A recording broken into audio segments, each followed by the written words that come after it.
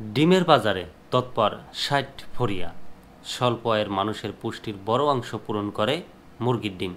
দামের দিক থেকে মাছ মাংসের চেয়ে অনেকটা সহজলভ্য ছিল, কিন্তু গেল ২ বছর ধরে ডিমের বাজার অস্থিতিশীল। চাহিদার তুলনায় উৎপাদনে উদ্বৃত্ত থাকলেও অসাধু ব্যবসায়ী, কর্পোরেট ও ফরিয়া সিন্ডিকেটের কারণে দাম বেড়ে গেছে। জানা গেছে ২০২৩ থেকে ২০২৪ সাল পর্যন্ত পর্যায়ক্রমে দেশে ডিমের বাজার অস্থিতিশীল করতে কর্পোরেট কোম্পানির পাশাপাশি ফরিয়া সিন্ডিকেটের অন্তত ৬০ জন সদস্য সক্রিয় ছিলেন। মূলত তারাই ডিমের বাজার বেসামাল করে তোলেন।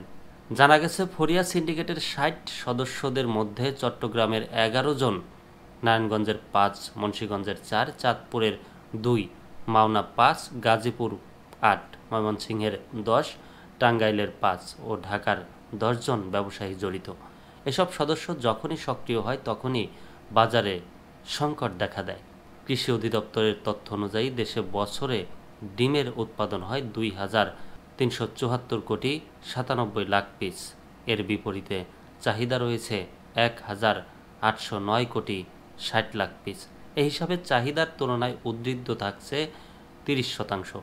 অথচ ব্যবসায়ীরা উৎপাদনের সংকট দেখিয়ে গেল ২ বছর ধরেই ডিমের দাম বাড়িয়েছে। খবর নিয়ে জানা গেছে পোলট্রি ইন্ডাস্ট্রির কর্পোরেট প্রতিষ্ঠানগুলোর বাইরেও দেশের সব থেকে বেশি ডিম উৎপাদনকারী এলাকাগুলোয় সক্রিয় ফরিয়া সিন্ডিকেট গড়ে উঠেছে। মূলত ডিম উৎপাদনের শীর্ষস্থানীয় গাজীপুর, সাভার, নরসিংদী, ময়মনসিংহ, উত্তরাঞ্চল ও চট্টগ্রামের ফরিয়াদের খুদে বার্তায় ডিমের দাম বেড়ে যায়।